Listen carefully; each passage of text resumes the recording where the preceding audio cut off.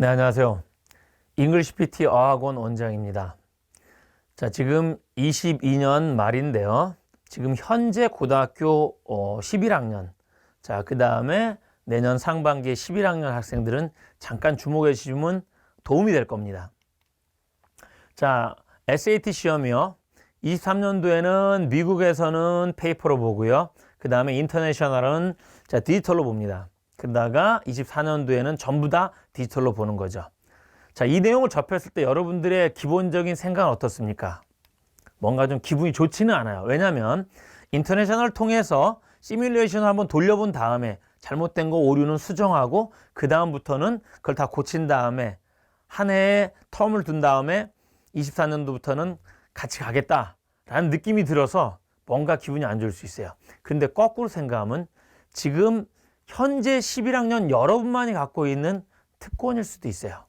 그 얘기를 해드리려고 합니다. 자, 디지털 SAT는요.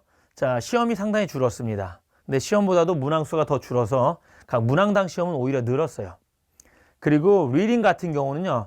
길이가 상당히 짧아졌어요. 왜냐하면 모니터 안에 들어가야 되니까 옛날처럼 한다면 여러분이 스크롤 바를 다 드래그를 해야 되는데 언제 그걸 드래그 할 수 없잖아요. 그래서 되게 좀 줄었어요. 그리고 응시 횟수는 좀 늘었고요. 그 다음에 결과 발표는 더 단축이 됐습니다. 근데 여기서 중요한 점은 뭐냐면 점수가 페이퍼나 디지털이나 똑같다는 거예요. 그러니까 여러분이 내는 게 디지털인지 페이퍼인지 그게 중요한 게 아니고 점수만 나오겠죠. 자, 그러면 여러분들이 요걸 잘 이용하셔야 된다 이거죠.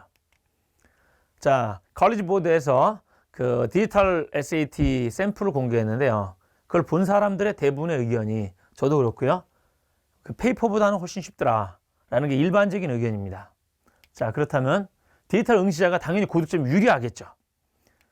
그리고 1500점 이상, 이제 어렵지 않다. 1500점이면 사실 쉬운 점수는 아닙니다. 자, 그런데 여러분이 매스에서 이제 다 맞아야 돼요. 그 800점을 다 맞아야 돼요. 제가 볼 때는. 매스가 왜냐면 상중하가 있는데 상이 날라갔다고 보시면 돼요. 그럼 중하만 남은 거야. 킬러 문제가 없어지고 중하만 남았으면 정말 여러분들이 여기서 실수만 안 한다면 800을 다 맞고 그 다음에 리딩, 라이팅에서 700만 맞았다. 그래도 1500 되는 거예요. 그러니까 이런 전략을 가지고 여러분들이 한번 갈 수 있습니다. 그리고 최상위권과 상위권의 격차가 조금은 좀 많이 줄지 않겠나라는 게 일반적인 의견입니다. 자, 그런데 자, 제가 이거 읽어드릴게요. 나무 위키에서 나왔던 내용인데 자, 컬리지 보드에서 2022년 봄에 디지털 SAT 파일럿을 통해 몇몇 학생들에게 디지털로 SAT를 보게 했는데 기존에 1500점 맞던 학생이 1400점을 받거나 1400점 받던 학생이 1350점을 받는 등 오히려 문제는 쉬운 반면에 점수는 크게 하락했다. 본인이 디지털 SAT에서 모든 답을 맞췄다고 생각할 정도로 자신 있는 학생들에게는 춘공깽이었다. 춘공깽이 뭔지 제가 너무 몰라서 찾아보니까 충격과 공포다 이 그지 깽깽이더라 이런 말 했더라고요. 어쨌든 이건 됐고 점수가 문제가 쉬웠는데 점수가 하락했다는 게 이게 좀 놀랍습니다. 이게 왜 그럴까? 그래서 쉬운 문제인데 점수가 하락한다는 건 말이 안 되잖아요. 점수가 올라가야 되는데 문제가 쉬웠다면 원인을 한번 생각해 봤어요. 생각을 해보니까 자, 컬리지 보드에서 본 그 디지털 SAT 파일럿이 좀 문제가 있지 않았나. 왜냐면 2022년 봄에 실시한 건데 그래서 옛날 SAT를 그냥 디지털화 해가지고 학생들에게 보기 위해서 한 거 아닐까라는 생각을 해봤어요. 자, 그런데 문제는 쉬운 반면 점수는 크게 하락했다. 이미 컬리지 보드에서도 쉬운 문제를 낸 거예요. 근데 점수가 하락한 거예요. 이미 쉬운 문제를 냈는데. 자, 그럼 저희가 유추할 수 있는 건 이거 말고는 없어요. 디지털 SAT의 환경에 이 적응을 아직 못했다라는 요거죠. 뭔가 다른 환경에 그동안 페이퍼로만 익숙하다가 요거를 적응 못한 게 아닌가라는 생각 말고는 저도 생각 많이 해봤는데 생각되는 게 없더라고요. 자, 그래서 이 대책이라고 한다는 건 뭐냐면 자, 실전 모의고사를 통해서 디지털 환경에 내가 익숙하게 돼야만 하는 거죠. 적응을 해야만 합니다. 그 적응하는 것은요. 자, SAT가 7회가 있는데 7회를 다 보는 게 아니라 왜냐하면 3월, 5월, 6월, 8월, 10월, 11월, 12월인데 그 2달 정도의 텀이 있는데 그 7회마다 본다고 해서 그 감각이 유지되는 게 아니고요. 그 2달 안에 그 2달 사이에 실전 모의고사를 10회 이상 보는 거죠. 일주일에 한 번씩 보다가 마지막에는 일주일에 2번 정도 이렇게 보면서 감각을 익히는 거죠. 그것은 뭐냐면 그 예상 문제가 적중이 되겠지 뭐 이런 기대보다는 그게 아니라 내가 이미 실력을 올려놓은 상태에서 떨어지지 않도록 감각을 유지하는 거죠. 이렇게 하면 그 내가 늘상 보던 그 디지털 환경의 시험에서 또 가서 보는 거니까 그 점수가 그대로 나올 수 있습니다. 자, 그래서 이 여러분들께서 그렇게 디지털 환경에 익숙해서 고득점을 받았다면 미국에서 페이퍼로 본 친구들하고 경쟁했을 때 여러분이 유리하게 되는 거죠. 그리고 일본 대학 국제학부, 일본 대학은 대부분의 대학이 국제학부를 가지고 있습니다. 그래서 여기는 일본어 한마디 못해도 입학이 가능하고 졸업도 가능합니다. 그리고 여러분이 4년 동안 일본에 계시다면 일본어를 어느 정도 익숙하게 됩니다. 일본어는 되게 쉬워요, 배우기가. 그래서 일본 회사에 취업을 하고 나중에 우리나라 경력직으로 우리나라로 오히려 올 수도 있고요. 어쨌든 되게 좋은 거라고 저는 생각을 해요, 개인적으로. 저희가 어학원도 하고 있지만 유학원도 하기 때문에 이런 것도 많이 도와드립니다.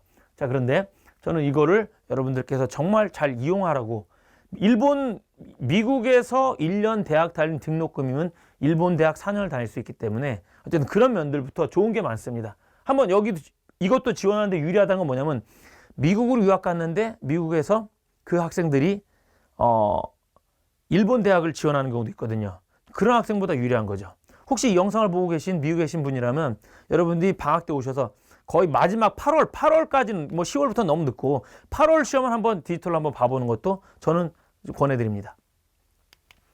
자, 그 다음에 홍콩 대학, 싱가포르 여기도 한번 쳐볼 수 있죠. 왜냐면 홍콩 대학 같은 경우는 여러분들께서 여긴 다 그냥 IB 계열이잖아요. 하지만 SAT가 1,500이 넘었다. 그럼 여기 당연히 지원해 볼 수 있죠. 그리고 홍콩 대학 같은 경우는 지금 중국 때문에 잘 학생들이 안 가려고 그래요. 자, 그러면 옛날 내성적으로는 안 가려고 하다 보니까 어떻게 돼요? 홍콩 대학이 점점 낮아지고 있잖아요. 자, 들어갈 수 있는 확률이 옛날 내성적으로 생각도 못 하던 건데 이제 내가 SAT로 점수가 올라갔고 그냥 한번 쳐보는 거예요. 그래서 여기 가면 여러분 홍콩 대학이면 서울대보다 랭킹이 훨씬 높은 데 아닙니까? 가보는 거예요. 그렇게 한번 생각지도 못해 여러분이 잘만 이용하면 길이 열릴 수 있다는 걸 저는 말씀드리는 겁니다. 자, GED 응시자. 근데 GED는 뭐냐면 미국 검정고시잖아요. 우리나라 검정고시도 수능보단 쉽습니다. 마찬가지예요. GED도 SAT보다 훨씬 쉽죠. 그래서 GED를 여러분들이 빨리 따면 한국에 있는 학생들 딸 수 있어요. 보통 인터내셔널이 보통 하는데 저희 학원도 인터내셔널이 와가지고 보니까 2달 만에 합격하더라고요. 그래서 여러분 웬만하면 정말 아무것도 모른다 그러면 한 서너 달 만에 합격이 될 수 있을 겁니다. 그래서 그렇게 해서 GED를 땄는데 고등학교 난 졸업했다라는 증서를 가지고는 있지만 그 성적으로 이런 데 갈 수는 없잖아요. 그래서 제가 생각할 땐 GED는 11학년 아니래도 볼 수 있으니까 보고 그 다음에 그분이 제가 생각할 때 홍콩대는 사실은 가능성은 좀 별로 없어요. 제가 솔직히 말씀드리면. 근데 일본 대학 국제학부 정도는 GED를 통해서 그리고 미국 대학 같은 데는 GED를 통해서 갈 수가 있기 때문에 그런 데를 한번 쳐보시는 것도 저는 좋다고 생각합니다. 자, 그래서 혹시 근데 오해하실 분 계실 것 같아서 한번 말씀드리자면 그냥 나 공부 안 해도 고득점 받는구나 이렇게 생각하시면 되는 건 아니고 기존에 내가 원래 내 성적은 예를 들어서 1400이다. 그런데 1400인데 SAT로 보다 보니까 디지털로 보다 보니까 1500까지 올라간 거예요. 올라갔는데 디지털 환경에 익숙하지 않다 보니까 오히려 1400보다 더 떨어질 수 있는데 오히려 익숙하니까 쉬운 문제 익숙해서 1500이 나온다면 그럼 되는데 내가 애초 1400도 아니고 1000 나왔는데 이걸 디지털로 보면 1500 나온다 그런 건 아닐 거 아니에요. 여러분이 공부는 하셔야 됩니다. 그리고 디지털 SAT가 유리할지 페이퍼가 유리할지는 23년도 3월까지는 아무도 모릅니다. 긴장의 끈을 놓지 마시고 공부를 하셔야 됩니다. 네, 저희 학원 소개 좀 잠깐 드리겠습니다. 저희 학원은 10년 이상 SAT, AP, TOEFL, IELTS 이런 것들을 다 강의하는 학원입니다. 그래서 물론 다른 학원들도 저희보다 더 긴 역사를 가진 학원들이 당연히 있죠. 근데 저희도 10년 이상 했기 때문에 못지않게 SAT에서 잘 알고 있습니다. 최고의 강사진은 저는 이렇게 생각합니다. 하버드나 예일을 나온 분들이 최고의 강사진이라기보다는 하버드나 예일을 보낼 수 있는 분이 최고의 강사진이라고 저는 생각합니다. 그리고 저희가 10년 이상 동안 선생님들하고 많이 같이 일을 하다 보니까 이런 분들이 최고의 강사진이구나 라고 저희 기준이 있어요. 기준이 서더라고요. 그래서 그런 분들을 제가 다 모셨습니다. 자, 실제 시험과 동일한 온라인 환경 당연히 돼 있어야 되겠죠. 그래서 사전 모의고사를 여러분들이 자주 봄으로써 아까 2달 동안 10회 실전 모의고사, 뭐 더 원한다면 그 이상을 봄으로써 여러분들이 인터넷 환경에 적용하는데 문제 없도록 하겠습니다. 그리고 풍부한 스터디 머티리얼 준비. 이건 뭐냐면 이런 걸 하는 데 있어서 저희가 다 준비를 했죠, 그동안. 무슨 말이냐면 SAT가 어떤 건지 모르던 사람이 갑자기 나와서 내가 이걸 새로 SAT니까 내가 준비해야지. 이런 거보다는 그동안 SAT가 뭔지 쭉 알고 그 역사도 알고 시험 문제가 어떻게 나오는지 알던 그 저희 선생님들께서 뭐 저도 같이 만들었습니다. 그렇게 해서 준비를 한 게 훨씬 더 공신력이 있겠죠. 그런 것들이 실제 실전 모의고사를 갔을 때 실전 모의고사를 보고 시험을 봤는데 나 느낌이 거의 비슷했어. 이래야지 실전 모의고사는 내가 점수 잘 나왔는데 가서 보니까 0 점수가 안 나왔어. 이래버리면 안 될 거 아니에요. 그래서 거의 비슷하게 문제를 저희가 준비하고 있습니다. 학원 시스템과 철저한 관리로 여러분들이 학교 가시는 데는 전혀 고득점 받는데 전혀 문제 없도록 저희가 하겠습니다.